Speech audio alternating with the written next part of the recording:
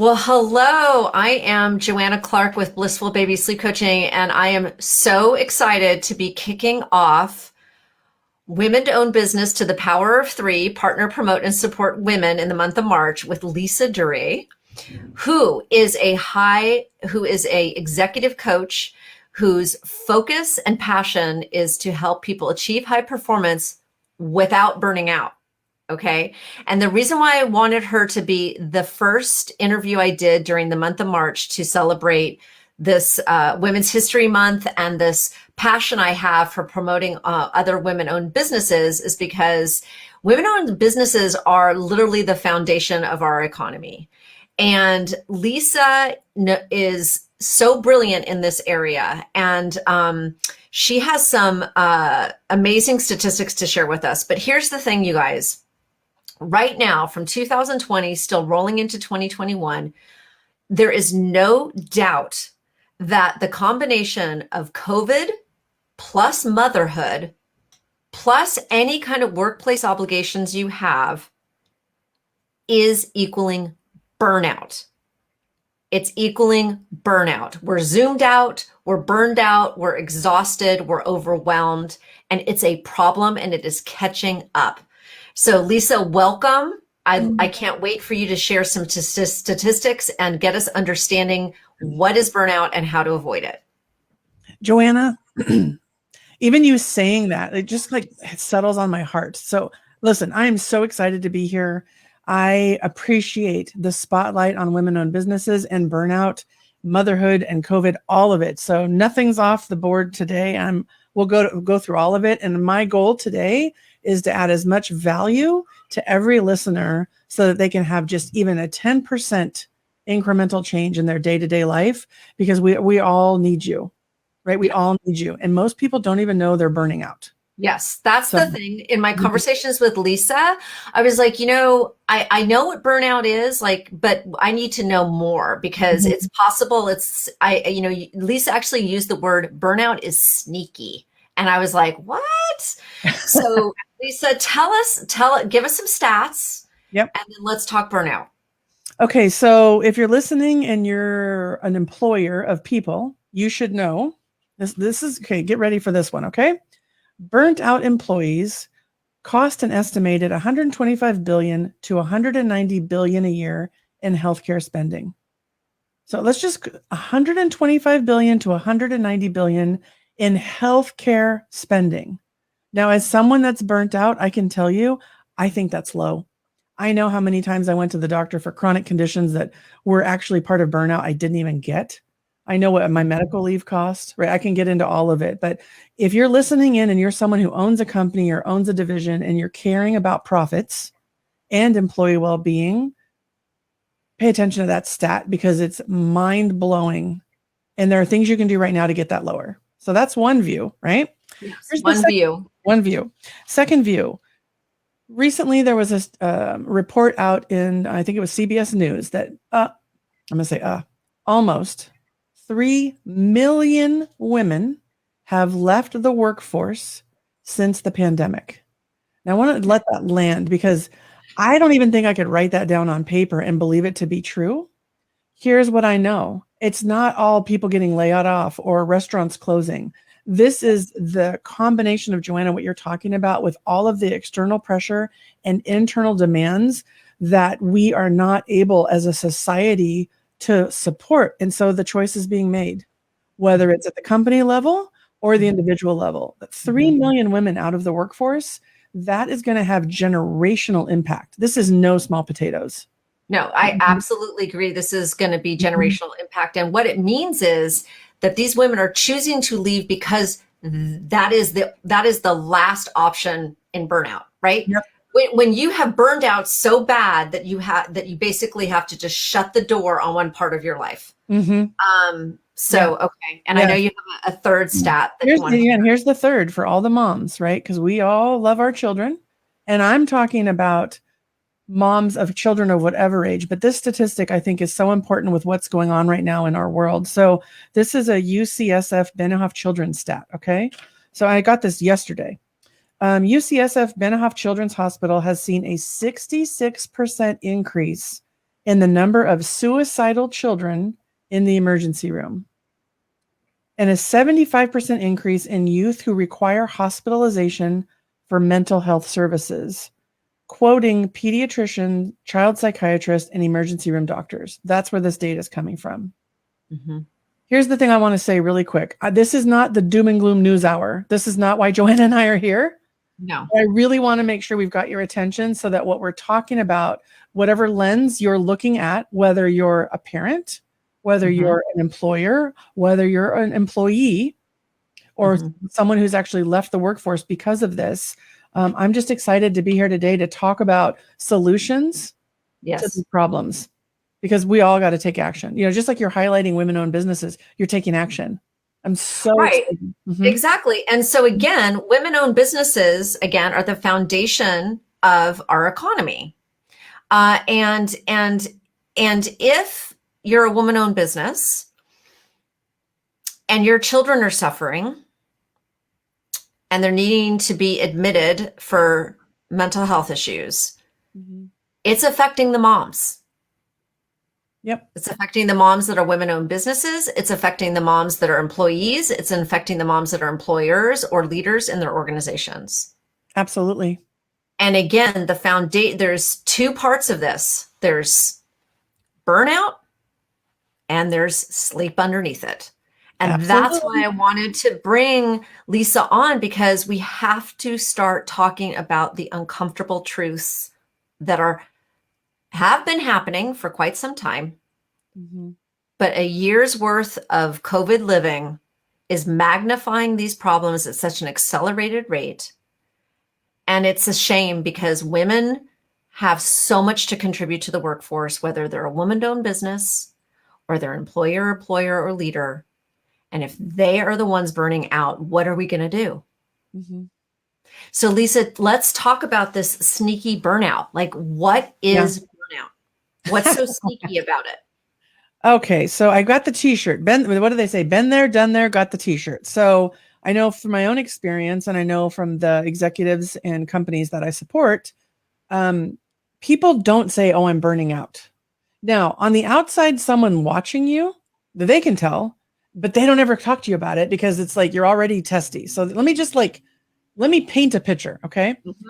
If you are having trouble sleeping, if you are doom scrolling the news, if you are finding yourself less patient and more testy, maybe more snippy, depending on what you're labeled as, if you can't make decisions as quickly as you used to, if you don't remember things like before, whatever before is, by the way, because the reason it's sneaky is it builds and it builds and it builds. Okay. If your chronic medical conditions are worsening, if you are drinking more than normal, doing drugs more than normal, smoking more than normal, shopping online more than normal, like if you are not yourself, you might be burning out. Now that's kind of, I think for some people, like, okay, well, yeah, that's like, you know, if you have stomach pains, it could be your appendix, or it could be, you know, your, gas, right? Here's the thing. You will know if you really check into yourself and you figure out what is really going on with yourself. So how do I want to articulate this for anybody, right? So it's almost like on a scale of 1 to 10, if you used to have mental clarity in the 8 or 9 range, right? Because listen, we're never at a 10, right? Not if you're a mom and a working mother. Like, okay, I would love to be to 10. That'd be awesome. Exactly. Yeah. So it's like, take inventory of your mental clarity, take inventory of your physical being, take inventory of your spirit, right? One thing for me that my husband said is, you're never singing anymore. Now, it's not like he loved my voice. Believe me, my family is not a fan of my singing. However, it's an indicator of my sense of joy and happiness, right? When I have a great client call, I do my dance parties and I'm singing, right? Well, if I'm not singing, that's actually something that's an indicator in my own world that people can observe. For me, what I noticed is I just started getting quiet, getting more angry, and basically playing smaller and smaller in my life and in my world. One of the things I run a clubhouse group on Sunday nights where we talk about burnout. And one of the things that really showed up in the conversation was, it's unique to everybody. Meaning that, Joanna, for you, it might be, I don't know, walking your dog. If you don't feel like walking your dog anymore, right? It's an indicator. Mm-hmm. Someone who exercised a lot and just doesn't have it anymore. And so people will usually say, oh, I'm just in a funk. I'm kind of blue. I'm depressed. That's all true. And you could be burning out too. So Mm-hmm. when you no longer have the capacity to function, that's like the extreme sports burnout version, right? Yep. That's what happened to me. I took a medical leave. I took 3 months off. I rebooted everything, health, mental, physical, relationships. But if you're doing it really slow and you're just hanging on every day, Groundhog Day, you're not going to notice until you're not functioning anymore. So you have to pay attention to it way upstream. Yes. Yeah. Yeah, I think that's a really important part. Okay, so this is why I wanted to unpack burnout, because when I think of burnout, I always think of it the end stage. Exactly. The end stage of I have to quit my job because I can't do this anymore. Mhm. My medical condition just got so bad that I now am on medical leave, or I am incapacitated because I now have to go on a healing journey. Yep. When people think of burnout, they think of the end stage, Mhm. but I don't want us to think of burnout that way anymore. I want us to see this continuum. We don't want to end up here. Yep. We need to start paying attention, like Lisa said, with the indicators up here. Mhm. And say to ourselves, like, okay, where's this, right? Because if Lisa's not singing and I decide I don't want to walk my dog, you're right. My family needs to go, ooh, Mhm. something's a little bit funky with mom, right? Yep. Yeah. So we need other people we need other people knowing about this, and we need other people caring about saying the hard thing, which Mhm. is, I'm noticing you're not singing, or mom, I'm noticing you're not really walking anymore. Like Yeah. you're always at your desk, which I had that happened to me recently. My daughter's Did like, you? you're always at your desk, mom. You're Mhm. always at your Mhm. desk. And it's true. I wasn't walking the dog. And now that you've just called this out, I'm just going to call it out to myself right here in plain Yeah. sight. And Interesting. now, Yeah. and in fact, I'm getting chills. So we know this is a truth, right? Mhm. That I'm getting a whisper, an indicator, but I didn't even see it as an indicator. I was just like, I'm just really busy. I'm Yep. just really, I'm Mhm. just really busy. My boss really needs this. Mhm. Da, da, da, da, da, da, da. Yeah. Yeah. One thing and by the way, everyone, Joanna and I didn't talk about those examples. They just came out of me. No, So they this just is came so out. organic. What I really want to highlight is, if you think about your car, it's a performance machine, right? And you have indicator lights. If the oil's low, if the air pressure is low in your tire, whatnot all, right? Mhm. Our body sends us messages. And believe me, I was really good at being like, just 5 more miles. Have you ever run on an empty gas tank? Who's going to push me? 5 more miles, right? I'll just get there. Phones. We charge our phone every night. I guarantee you are charging your phone every night. Are you recharging your body and your spirit and your mind? Hell no. You're sitting at your desk, right? So this is about micro steps so that you don't get to where I got. This is about awareness and journaling, just what brings you joy, and are you doing any of that? And it's also being really clear, and Joanna, people hate me for this, but I got to say it. Whose rules are you playing by? And I want to look right at that camera, right? And say, whose rules you're playing by? Because now listen, I work in tech. Tech is very fast paced, right? I love tech. And the culture in tech is always on, never good enough, we'll replace you tomorrow. And that's partially because people aren't speaking up and asking for what they need. They're buying into that bullshit that's real. Right now, listen, everybody, I'm sure you're going to get all kinds of comments. I know it's real. And I also believe you have a choice in the matter. I don't think it's just about the culture and it's somebody else's problem. I think we need to get very clear on our non-negotiables, as well as on our recommendations on how to make it work. How to make it work. Mondays, you know what? My personal trainer is going to come to my house and I'm going to be offline for a week. Or Wednesdays, I want to take my kid and my dog for a walk at 3:00 because I'm just foggy by then. Or Fridays, I have a conversation once a week with the adult care facility that my dad's in. I'm making up examples, right? And I really want private time for that call. So I'm going to be unavailable. I'm going to block that time. Like, what are you saying yes to that you really don't have to, and you're just telling yourself you need to? So it's where you shoulding, and it's not, I'm going to just say this very, very succinctly. Where are you shoulding on yourself? I should be at every meeting. I should be on Zoom conferences all the time. I should. Who's making the rules? And then how do you want to feel? And so if you want to feel productive, but also available to your family, that may not meet all the time with Zoom, right? So that like little triangle that I've just described, I think is a great place to start to really figure out so that you can even allow yourself to be creative enough to broach a situation. And my favorite question for anybody to ask is, how might I? How might I feel connected? How might I feel rested? How might I feel supported? Right? And then you just list it all out. And then you figure out, okay, I'm going to go to my spouse and ask for, ordering out on Tuesdays so we don't cook as much. Or, hey, I'm going to go be creative with my kids. What we're doing in my family right now is 30-minute sprint cleanups because no one wants to do it all. And then we end it with the dance party. Right. So that came out of how might we have fun and clean? Yeah. How might we have fun and clean? Because my core feeling I wanted was connection. I was like, well, if I'm dance partying with my family and we're, stocking toilet paper and scrubbing sinks together, okay. Right. So it's really about letting your creativity happen. And when you're burning out, your creativity is squished like a bug. Yes. It just. Okay, so there's another indicator light, you guys. Creativity, decision making. So creativity gets diminished. Yep. Decision making gets harder. The things you like doing, you find you don't have much motivation to do them anymore. So if you used to love talking to your favorite girlfriend and all of a sudden you find you haven't talked to her in a month, but you're telling yourself it's because she's too busy or you're too busy, but really maybe there's something going on with you. Like Lisa said that one of her indicators was she got really quiet. Lisa's an extrovert. Lisa's not quiet. Not quiet. I don't know if you guys figured that out yet. We got two extroverts on the line, right? Okay, so Lisa, so one thing I want to kind of interweave in here is the sleep factor, right? Because one of the ways that we can avoid burnout is about sleep. And as it relates to the parenting community that I work with, I've been doing this, I've been a gentle sleep coach for 10 years.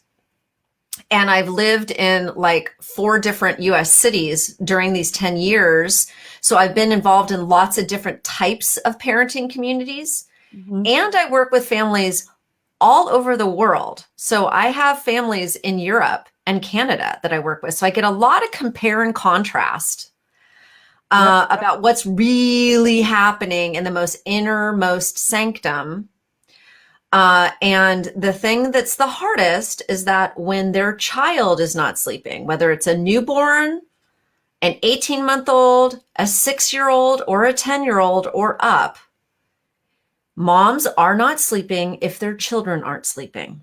And the problem is that they, and that was Lisa's part of Lisa's story, is that, so if we don't start talking about the fact that moms that are women-owned businesses or employees or employers or leaders, they could have lots of support in lots of different ways. But if they aren't getting good sleep because their child's not getting good sleep, that's a foundational issue to me. I agree. 100%. And I know too. That's why we're talking about Joanna, because they're combined. Right? This is there in my mind, when I think about the sleep deprivation I experienced and the shame that went with it. I must be a broken mom. I'm obviously not doing something right. There was so much to my own journey to being a mom, from infertility, which already gives you a shame lever, right? Then nursing, not really working out too well. There's another broken component. Sleep, by the time I was there, I'm like,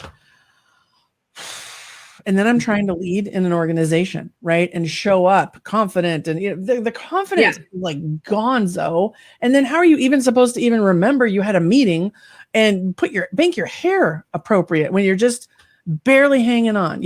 Another sign, you might be burning out if you're gold at Starbucks. Honest to God, because that was one of mine, right? Just coffee. It's a crazy making. And sleep hygiene. Hygiene. I call Joanna all the time with questions. I bring her on anytime I can to talk to any one of my clients in my larger community. And I'm still trying to get you on the podcast, but you're so busy right now with so much going on. Here's what I know. I think about this, the full cycle. So all of us with aging parents, Yes. Guess what? They're sleeping like babies too, right? They're not sleeping either. And if Right. you're either on that phone call heads up or you're also taking care of them in your own home, you also have that going on. So until Mhm. people start asking you, how's it going? How are you sleeping?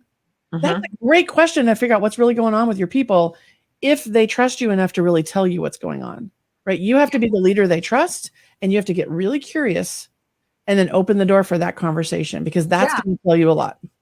And also this idea that, you were saying that the questions start with oneself, right? Like Yeah. we can't just blame this on the high tech culture or Mhm. whatever organization we're part of, or our own personal business. We have to ask ourselves, like, okay, am I getting enough sleep? Okay, I. Mhm. Okay, if I can answer that question, no, then I need to ask secondary questions. Why? Mhm. And if the why is something that's solvable, such as I'm not sleeping because my child's not sleeping, that's solvable. I'm not sleeping because I am the caregiver to my elderly parents.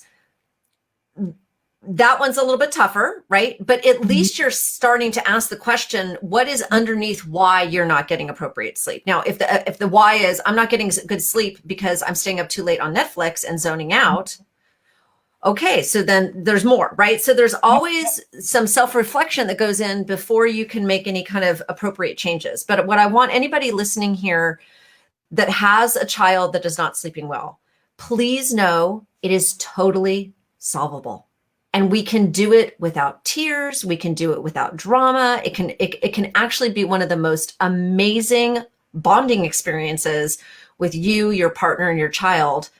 And you get the end result of your child getting the sleep they need for proper health and development. And then now we can focus our attention on the mom again or the dad again to become um, caretake themselves so that Mhm. we avoid the burnout. Because if you're a mom, we don't want you to burn out because No. Lisa was a mom and she burned out. Mhm. Yeah. And during that medical leave, how old was your child? 2. Yeah. And she wasn't sleeping. And my mom was very sick. And there was a lot going on. Yep. Yeah. Right. Right. So we just, again, you guys, we're doing this with such love and such compassion and such extreme empathy because we are talking about this because we've been there and we don't want anyone else to go there. We don't want anybody following down that path. Right. Mhm. Yeah, I've So, actually made it my mission. yeah. One thing I realized is very clear that burnout is an epidemic. It's Mhm. not talked about. It is treatable. It is fixable, but it's such a lonely journey, Mhm. and it has such a ripple effect on those you lead and love that I talk about it constantly now, right? Mhm. And when I think about your examples of moms with the not sleeping children, and we could look at the concept of loneliness, right? One thing that really shifted for me is that we are on our own journey. No one will ever, Joanna, know what it's like to be Joanna, right? They might be a business owner, a woman-owned business. They might have a child. They might have been living in 4 states, but nobody had your experience. And so that loneliness that happens from just being uniquely you, instead of looking at that in our lens of, oh, there's something wrong with me, I'm lonely, right? No, oh my gosh, like no one else has had this experience. You have to talk about it.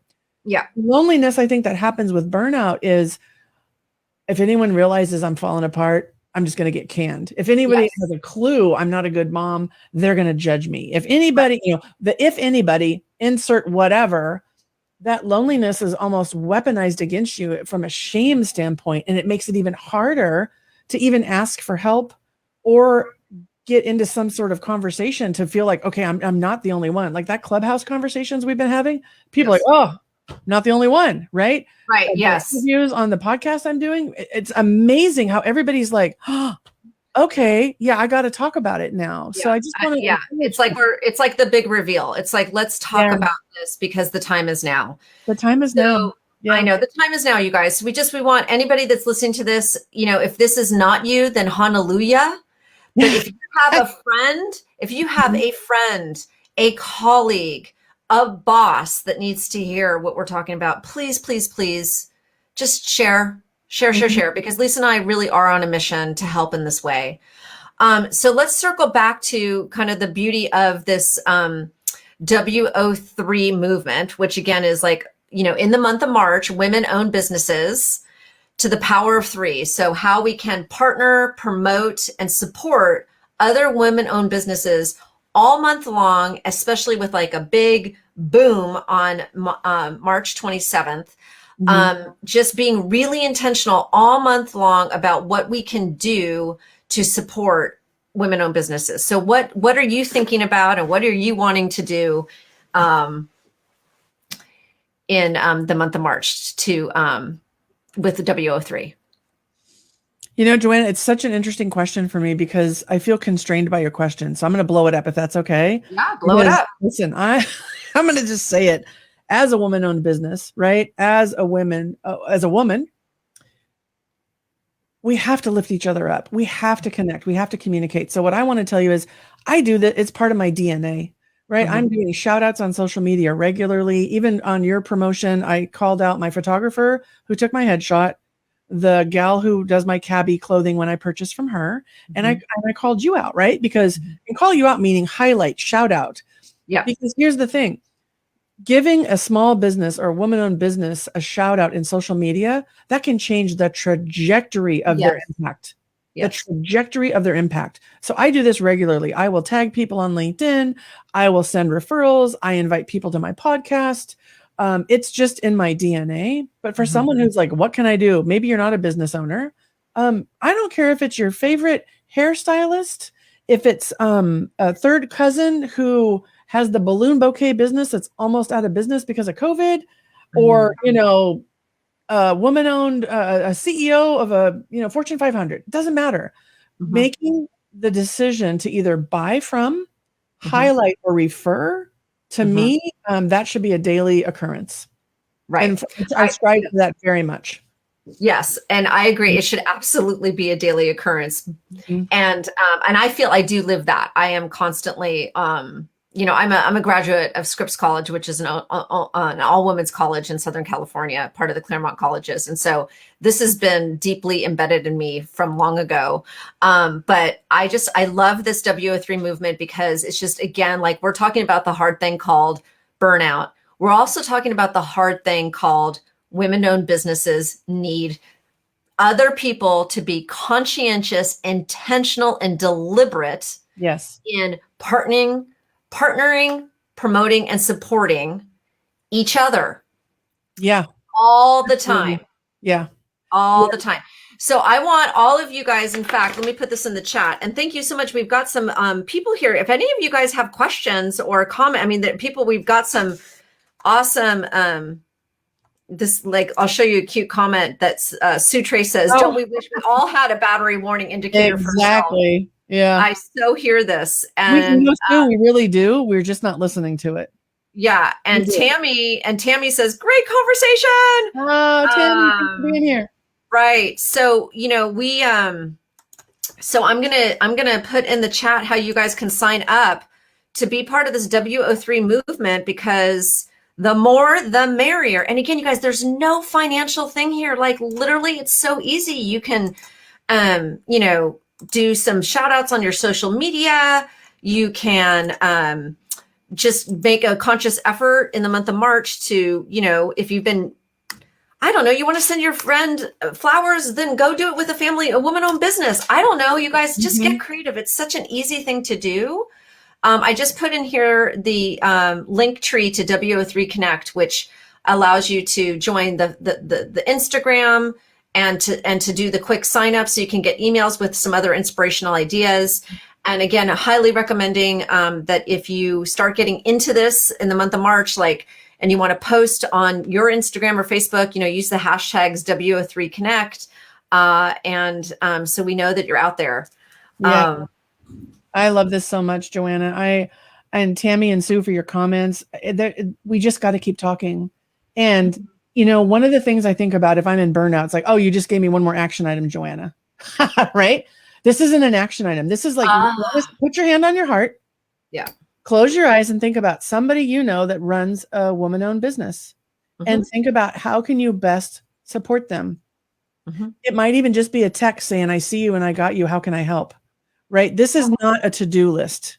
That's not what we're talking about. We're talking about truly tapping into your heart center and getting very intentional about what matters right now. And that is women-owned businesses and women in the workforce, and not burning out, because the world needs everybody in this space that we're talking about. I mean, women are the centers to so much of the change that needs to happen right now. And we need their batteries to be full. We do. We need their hearts to be full. If I got a text right now that said, "You rock, and I'm so glad you're running your business," I would make my day. Someone did that as a shout out or a review on Google, even better, right? Someone refers me for a business opportunity, hands down, like, hello, but this is not to give you work. That's not what we're asking you to really tap into what matters and support someone in this space. Absolutely. All right. Well, Lisa, such a pleasure to talk to you today, even if it was a tough topic, but you know what? You and I aren't afraid of tough things. No, not at all. Yeah. All right, you guys. Thank you so much. Yeah. Thank you, Joanna, for having me here. I'm sending everybody love and light as we navigate this together. Exactly. Okay. All right. Bye. Take care.